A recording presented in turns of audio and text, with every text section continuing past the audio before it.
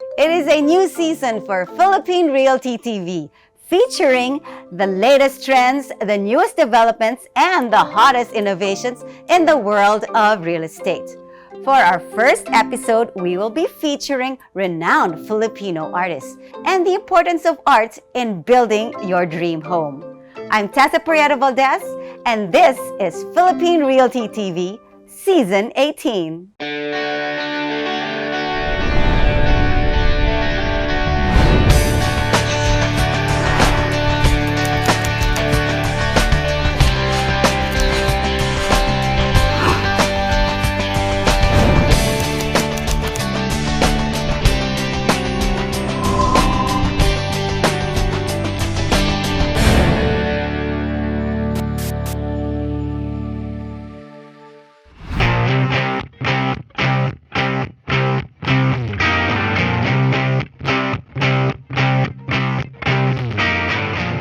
Art Circle started in around 1992 in Creba, Rosas Avenue.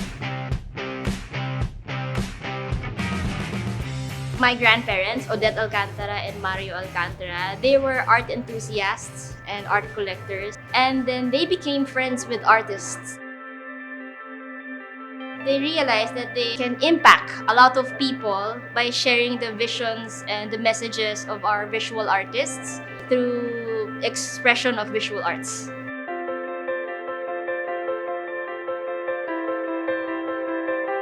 It started because my dad wanted to venture off Heritage Art Gallery, the one that my grandparents started.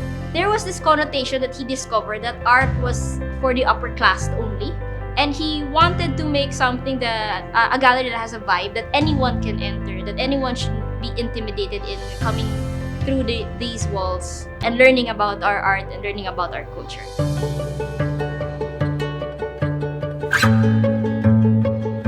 We have art appraisals, we have art restoration or conservation as they call it. We have framing services. We also consult people who are looking to have interior consultations. Right now, interior design is a big thing. It impacted us a lot by learning about it actually and relating it to people.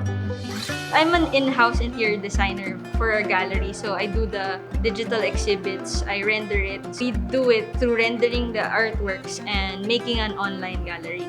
It's kind of the harmony of the furnitures with how you control the colors and how everything together goes well as one design. I help the clients with how they're supposed to use their artworks, how it's supposed to match your current interiors. It has to be in harmony that you can move, and it has to be very functional. Art has a big effect when it comes to an interior because sometimes when the walls are empty, you don't feel at home. So the art you choose for your home represents who you are. It came from the idea of sharing art for people not to be afraid of art. We want it to be very relatable, very easily understandable art, and not very complex. Here in Art Circle Gallery, we cater to everyone who just wants to buy paintings kasi it's a big effect on their interiors. We have a lot of artists, up and coming artists, but then we have already the ones that are already established. Art is a good investment because you can see your investment hanging in the wall. Unlike stocks goes down and up, investing in artwork only goes up the price. It never goes down. So you can always tell those people, aside from it's being aesthetically nice, it's also a good investment. Today, Art Circle is featuring Jeffnissan. He is known as a very disciplined artist. He was inspired by one of his journeys in Japan, and he saw the artisans and craftsmen there and wondered if he could apply that same discipline to his artworks.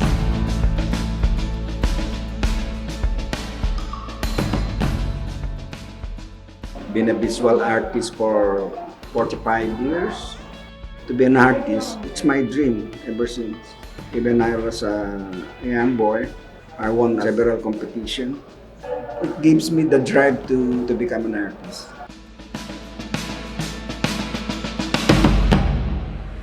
I entered the university. I become serious artist during that time. So you have to develop your own style, you have to develop your own skill. You have to develop your own techniques.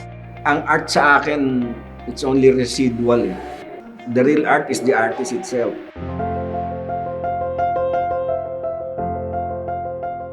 The most important for the artist is discipline. For instance, like me, masyado kong hinangaan yung mga Hapon eh. Nakita ko yung living nila, the way they live.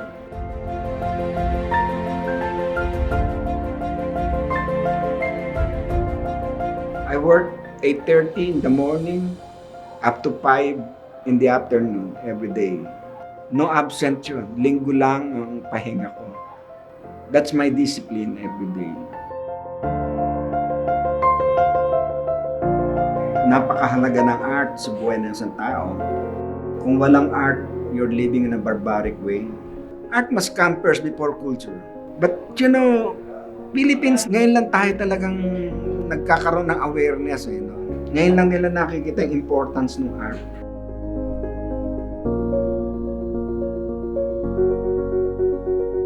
In fact, sa ASEAN or Asia, we're number 1. Kasi nasa kultura nga eh. Nagkakaroon ng kulay ang isang bayan. Actually, ideas, madali na yun eh. I don't do studies. Once an empty canvas and a pencil, yun lang ang hawak ko. Bahala na saan pumunta yung pencil. And then binubuo ko na lang yun.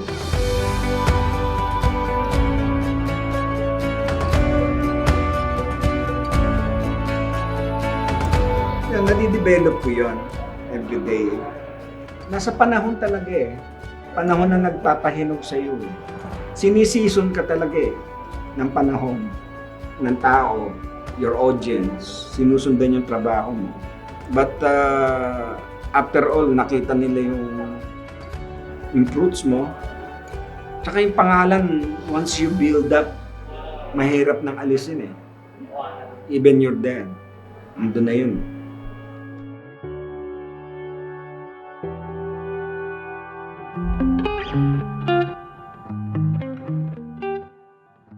Currently, one of the artists we are featuring is Manuel Baltimore. He is known as a traveler artist.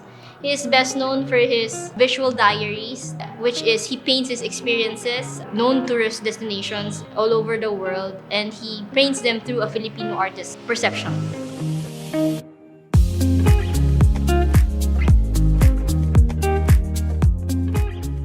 I was born and raised in Laguna, in Paite, Laguna, home of wood carvings and wood carvers. Yun ang una kong naging trabaho. Nagpe-paint ako ng paper mache, nag-carve ako, then saka ako nagpinta. As a folk artist, nag-aral ako sa UST. So yung folk, naging fine art instead of folk art. But kasama pa rin ng aking estilo, yung kulay at saka yung message. Parang I would say folk artist pa rin ako o rural painter. So my colors talaga is fiesta.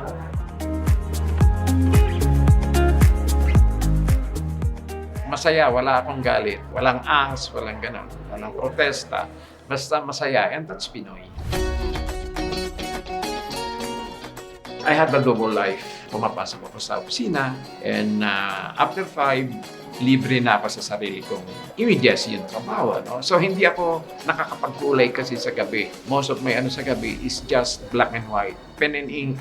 Anyway, nang sumali ako sa contest, of course, lahat yan kulay kasi color sells. Ano? Parang dark horse ako na. Yung sa akin, black and white na, plywood size pa, pen and ink pa. Naging grand prize ako noon. That was 1972.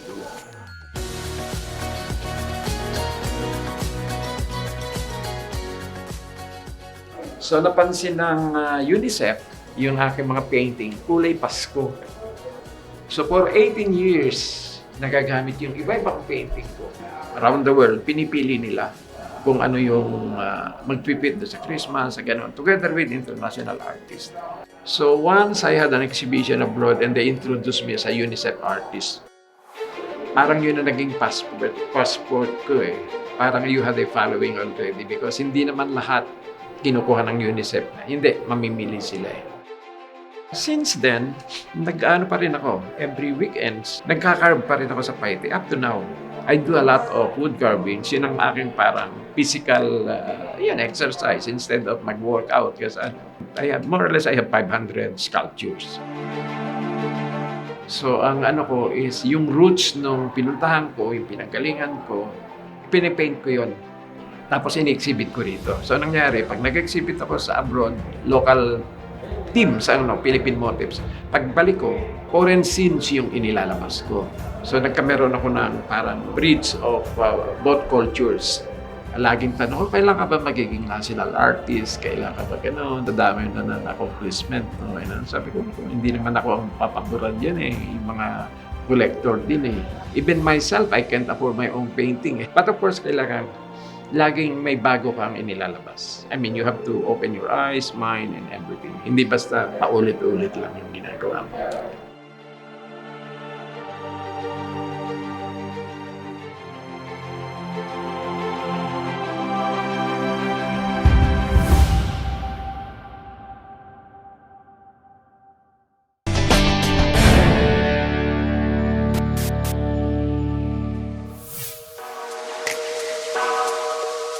Today we are featuring the ever-evolving Anton Makinum. He started as a realist traditional painter to classical impressionism. Now, his recent artworks is a contemporary take of the life in the metro.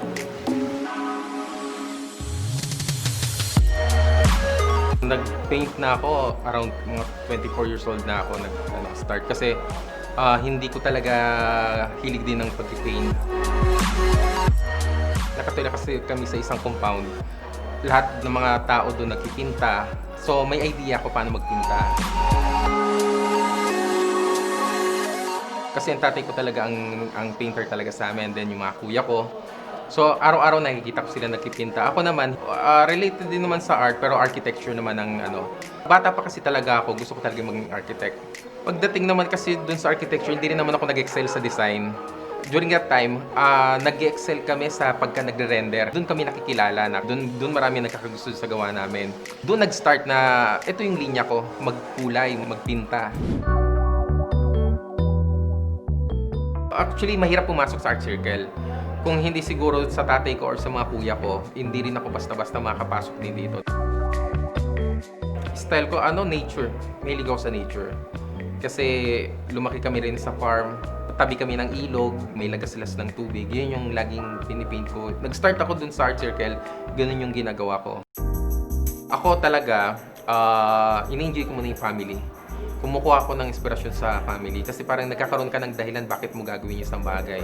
Kasi kung walang ganon, haharap ka dun sa painting, bakit ko gagawin to? Para saan ito? Pero inspired ka na iniisip mo yung family mo, iniisip mo yung mga mahal mo sa buhay, nagkakaroon ka ng dahilan bakit mo gagawin yung isang bagay. Ako, mataas ang tingin ko sa art kasi nagiging national treasure to. Nagiging yaman to ng bansa. Balang araw, hahanap-hanapin na yun ng mga tao.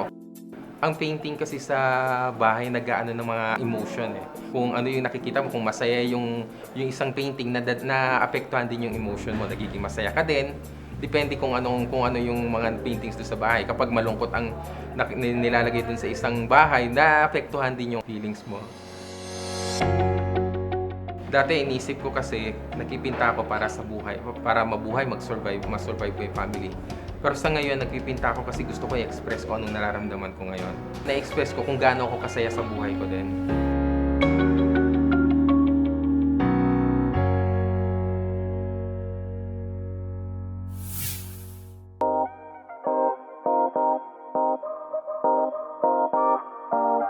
Art Circle features found object artist Fix Orozco. Using creativity and a little bit of engineering, Fix gives new life to disregarded objects and creates something new. Year 2010, na-discover ko yung pinaka-spoon and fork art ko. Nung bata kasi ako, mahilig ako mangolekta ng mga sirang relo tsaka found metal object. Doon ko na sinimulan na bumuo ng isang art na gawa sa kutsara tinidor at mga found metal object. Pero inisip ko kung ano yung unang sisimulan ko na art. Doon ko na naisip na mahilig ako sa Harley Davidson na motor. Tapos nung medyo tumatagal, sabi ko sa sarili ko na kailangan mapagkabit-kabit ko to ng fork to fork to spoon to fork para makahulma ako ng isang art na gawa sa kutsara tinidor para matawag ko siyang spoon and fork art. Nakakabuo na ako ng motor, gagamba, iba't ibang insect. Tapos hanggang sa napansin na ng mga kaibigan ko na nagkakaroon na ng form yung gawa ko. Sabi nila, sumali daw ako sa grupo. Hanggang sa nagtuloy-tuloy na siya. Masaya ako na nagagawa ko yun. Kung ano yung gusto kong gawin, hindi ko na siya ini-sketch. Nire-recta ko na. Freestyle ko siyang ginagawa. Hinuhulma ko siya nang wala siyang welding. Grip lang lahat. Tapos habang ginagawa ko yan, tumatakbo yung isip ko. Tapos binabalanse ng puso ko yung nararamdaman kong ihulma ron na babagay sa kanya. Pwede palang mangyari yung bagay na yun. Pwede mo palang magamit yung mga bagay na akala mo na wala ng buhay. Pero pwede mo siyang bigyan ng buhay sa pamamagitan ng pagbuo ng sculpture or kung ano yung maisipan mong art. At ma-inspire din yung ibang kabataan. Sumali ako sa GSIS competition. Year 2016. Pero finalist lang. Pero okay na rin. Natuwa na ako kasi first time ko yun sumali. Tapos first time ko rin na makakuha ng certificate. Malaking bagay na rin. Kasi bawat gawa mo naman, tagumpay na yun. Kahit yung nakasali ka lang. Na maipakita mo, nakapag-ambag ka sa kultura ng sining na nakakagawa ka ng art na kakaiba. Art Circle features the versatile artist Chris Pizarro. He studied UST Fine Arts. He is known to never shy away from new materials and subject matters. Maliit pa ako, nagdo-drawing na ako noon, mga cartoon character. Tapos pag may mga projects sa school, mga drawing, something like that, lagi na ako napipili noon. So siguro sabi ko, dito na nag-start yung talent ko. As I grew up, talagang pinractice ko hanggang sa mag-aral ako ng fine arts. Then after that, nag-work pa ako sa mga company muna. After working sa mga company, siguro mga year 2000, nag-retire na ako. Sabi ko, it's about time para lumabas na. Some of my works talaga, karamihan niya dinidictate lang ng panaginip ko eh. Nakikita ko lahat sa panaginip yan. Sabi nila, ang panaginip daw is sepia. Hindi ako naniniwala kasi siya nagbibigay sa akin ng kulay lahat eh. Then after nun, pag nagising ako, I start doing sketches na. Hindi mo kasi pwedeng patagalin eh. Kasi pag pinatagal mo yan, makakalimutan mo na yan. Ang bilis mo makakalimutan yan eh. Kasi ako katulad ko, modernist ako eh, contemporary artist. Some of my works, nagpi-fit siya usually sa mga modern na bahay. Mga zen, condo, and everything. Ngayon, kung ikaw yung traditionalist, syempre, babagay yan sa mga bahay na medyo traditional style. Sa akin kasi usually nag-a-adapt yung style ko sa mga modern houses na. Kasi ang style ko naman, meron pang modern, may pang contemporary, may pang tradition. Walang problema, kaya natin mag-adapt kung anong gusto nila, sa needs nila. Minsan may nagtanong, yes, si Pizarro, bakit parang ang dami niyang series? Parang iba-iba. Ito lang ang sabi ko, ma'am, para tayo yung kusinero. Marami tayong alam na luto. Kasi kung ipapakain mo sa tao, the same recipe, the same menu na lang, kasasawaan ka eh. Kaya kailangan nag-evolve ka, kailangan meron kang bagong pasabog, kailangan may nakikitang bago sa'yo. Kasi hindi pwedeng kung doon ka, hanggang doon ka na lang, hindi pwede, kailangan tuloy-tuloy. Alam mo, ito lang minsan i-advise ko rin, karamihan sa mga artist, hindi ka babagsak dahil sa ayaw na sa ng tao, ayaw na yung style mo. Hanggat magaling ka, tatangkilikin ka, hanggat may style ka. Alam mo, minsan ang pinababagsak lang ng isang artist, minsan sa ugali. Kailangan stay humble. Kung ano yung paano kanila nakilala, sumikat ka, umangat ka, dapat continuous mo lang yan.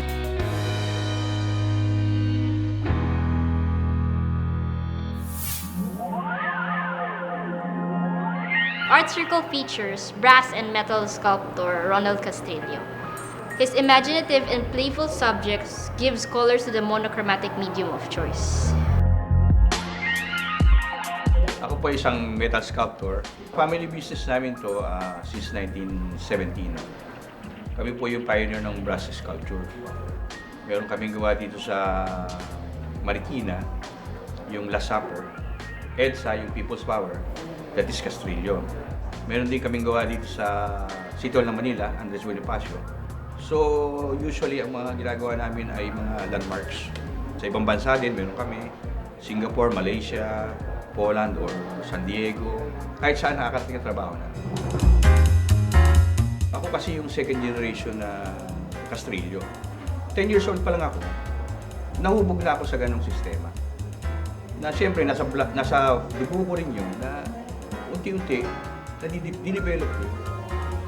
Tapos gumawa ako ng isang bagay na medyo lihis sa kanila. Para hindi naman nila masabi na parang masyadong ginaya ko yung first generation master. Kaya itong malilit kong art piece, yan ang baby ko. Ang collector ko ay individual. So, para sa kanila, yung art na yan, pag nilagay nila sa bahay, parang naka-attach na sa kanila yung trabaho. Ang isang kliyente kasi, no, naghahanap siya ng isang bagay na pag nakita niya, nagko-connect sa kanya.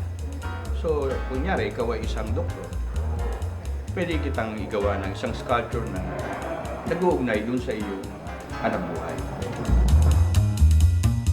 Kasama sa buhay yan sining. Pag walang sining, walang buhay.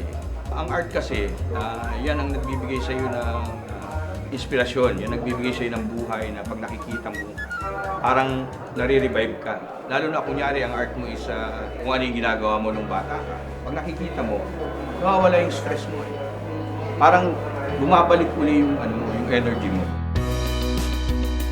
Kung ikaw ay bago, magtiyaga ka lang, i-push mo lang, tapos huwag kang magmadali, step by step lang yan. Kung tinanggap ka ng art circle, unti-unti, huwag kang mainip kasi darating at darating sa iyo yan bibigyan ka ng pagkakataon yan.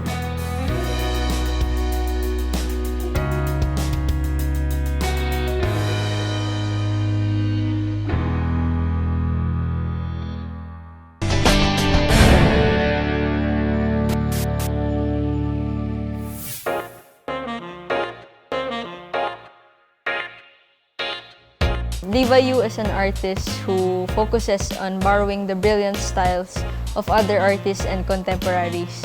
A show of deconstructed works, breaking down elements into its basic forms and color. My name is Sir Vayu. My first name is Sir. It's not a title, so basically it's very, uncommon. But my dad gave it to me, and he's an artist kasi, and I live in an artist household. So yung pintura, paint, canvases, everything tungkol sa art, lumaki ako dyan. So very familiar ako dyan. Yan yung buhay ko. Art is my life. But I'm not particularly a graduate of fine arts kasi I'm a graduate of management. Siguro, my father is an artist. Ako kasi, yung pinaka-love ko talaga sa art is yung telling people about it. My style, if you're calling it, I develop a specific style. I call it interfusion or interfusionism. Ang mga tao ngayon, mga critic, they're telling me, oh pare, you're like that national artist na your art is very similar to this one. Sabi ko, yes. And I'm not afraid to tell you that I am similar to this one because he's one of the part that I get. Kasi ang interfusion is to reconstruct. You get parts of it, and then you reconstruct in your own way to tell another story. Ang art kasi is a human expression. Art is a communication tool. So, ibig sabihin, ang art mismo, nangungusap sa tao yan. So, minsan, parang ang sarap-sarap na feeling mo yung painting na nakita mo. Because sa totoo lang, ikaw yun nasa sa painting. Yung experience na yun, na na-capture ng painting, that is why it talks to you. That feeling na basta every time makita mo siya, masaya ka. That thing na hindi mabibigay ng ibang bagay, that particular thing, kayang ibigay sa ng artwork. It's that connection. Something that you cannot pay. Hindi mo pwedeng bayaran yun. Yung feeling yan towards art. Yeah.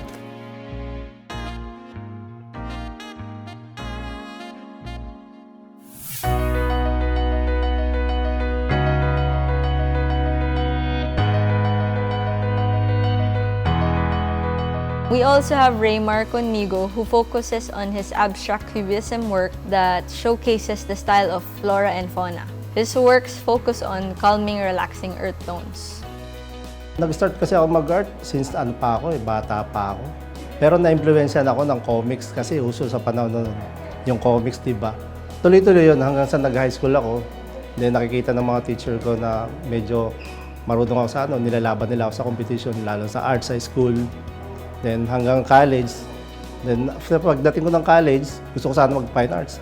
Kaya lang problema, ayaw naman ng mother ko kasi daw, marunong ka naman ng mag-drawing. Bakit kukuha ka pa ng fine arts? Mas maganda kung kunin mo ibang kurso. Kasi kung hindi ka magtagumpay sa kurso kukunin mo, pwede ka bumalik sa fine arts. Hindi naman ako nakatapos din ng college kasi iba ka kurso. And once na nagkaroon kami ng talyer, ako yung namamahala doon sa talyer, parang business namin nung kasama ko. So na-meet ko naman itong mga artist na sila Hermes Alegre, Loreto Racuya. So siyempre ako yung kausap nila doon sa shop. Then one time nakita ko sa may kotse nila, may nakita ko drawing. So masyado ako na doon sa drawing. Sabi sa akin, Ray, mahilig ka ba mag-drawing? Sabi ko, oh, yun nga ko eh. So doon ako nag-umpisa, 1998. So yun, simula nun hanggang sa napasali na ako sa grupo-grupo ng mga artist. So nung naging artist na ako, tapos pumasok nga ako dito sa Art Circle, una kong pinakita yung mga style comics na drawing ko. Pero nasa canvas na siya, halimbawa, yung sabongero, lasinggero. Nung pumasok ako dyan kay Sir Pipo, sabi ni boss sa akin, kailangan medyo i-convert mo yung ibon tsaka yung dahon. So yun, parang tinry ko, basta nagustuhan naman nila. So hanggang doon, nag-umpisa na ako, kaya doon na nakilala yung trabaho ko na pag once nakita nila, say, Raymarmigo. So, nangulugan, meron na akong identity sa art. Sa totoo lang, ang art naman kasi sa totoo lang, wala namang batas din yan eh. Ilalabas mo dyan yung sa loobin mo, kung yun na talaga, di ba? Eh, kahit na sabihin natin, pangit yung trabaho mo, pero once na nakita naman ng iba na, oh, maganda to, tapos pinapreman, doon lumalabas yung art eh.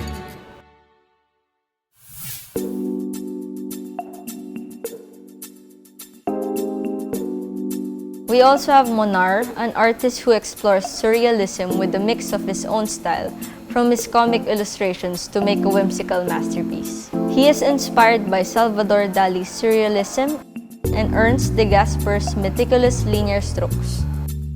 Nag-start ako as an artist after nung ilang taon kasi ako naging design director ng magazine.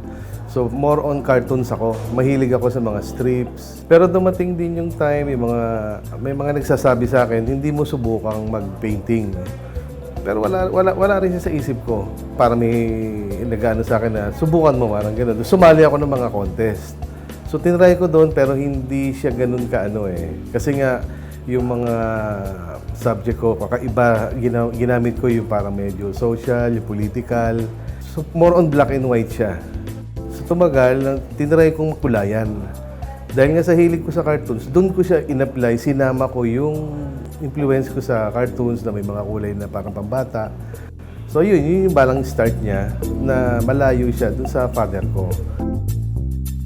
Pag ginawa ko yung artwork na yun, pinapakita ko sa kanila na hindi ito yung basta lang painting or display sa bahay. Meron siyang ibig sabihing makikita dun sa subject mismo. Depende dun sa sitwasyon nung kung ano yung ginawa ko noong time na yun. Kumbaga, hindi siya yung basta sasabihin mo na, maganda to pan-display. May ibig sabihin lagi kung ano yung ginagawa ko dun sa painting. Bisa kasi nagtatanong sa akin, anong ibig sabihin nito, pinapa-explain sa akin. Nagkakataon na yun din yung iniisip niya. Parang ino-open ko yung mind niya na pwede palang gawin yun, na kung ano yung gusto niya, yung mga thoughts niya, gano'n, nandoon, makikita mo. As an artist, gawin lang nila ng gawin kung ano yung gusto nila. Huwag silang matakot kasi hindi naman yung ginagawa mo para sa sarili mo lang eh. Ang akala mo, ayaw mo, hindi mo nagugustuhan. Pero may taong nakaka-appreciate niyan. Basta tuloy mo lang yan hanggang sa ma-practice mo, makuha mo yung talagang gusto mong gawin. Huwag kang tumigil. Kung talagang desidido ka, tiyagain mo. Yung passion mo talaga. Parang yun nasa puso mo kung ano talaga ang gusto mo. Darating at darating yun eh.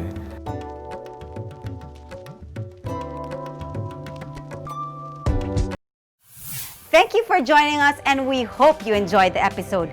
If you want to see more, please visit our website at philippinerealtytv.com. And you may follow us on Facebook, Twitter, and Instagram. I'm Tessa Prieto Valdez, wishing you a good property to invest in or call your own.